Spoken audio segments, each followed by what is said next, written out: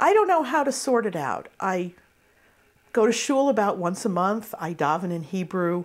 I sing Hebrew songs. I've been to Israel 5 times. We sent our son to religious school. He went to Camp Ramah, which is the conservative movement camp, and to the Reform Movement local day camp. I don't know how to sort out the pieces, but I don't need to. Now, people make assumptions. Our shul is having a retreat in May, and I guess the guest speaker is a professor at Rutgers who's an expert in Yiddish humor or something.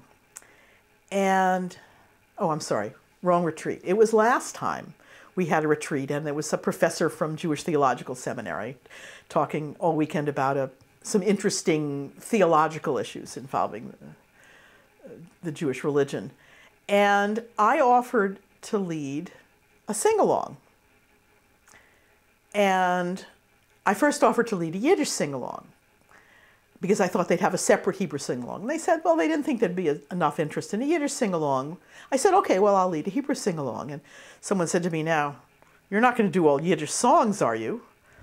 And I thought, I'm a member of a congregation. I daven in Hebrew. The assumption somehow was that if I love to sing Yiddish songs, that I don't know Hebrew songs or don't like to sing those as well. And that's not the case. We're American Jews. We can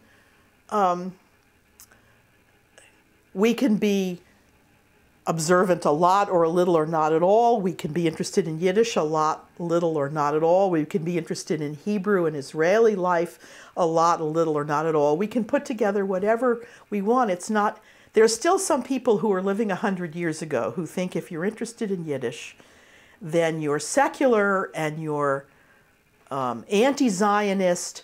And if you're interested in Hebrew, then you're observant and you go to shul. I mean, life is simply not like that. The people who speak Yiddish in Israel are the Haredim, and the people who speak Hebrew and Yiddish are mostly secular. You know, so what was true or thought to be true 100 years ago isn't true anymore for Americans. We can pick and choose whatever in Jewish life we like, and we're part of a community that has all the pieces. So just because there are some things I don't do, someone else is doing them, and that's fine.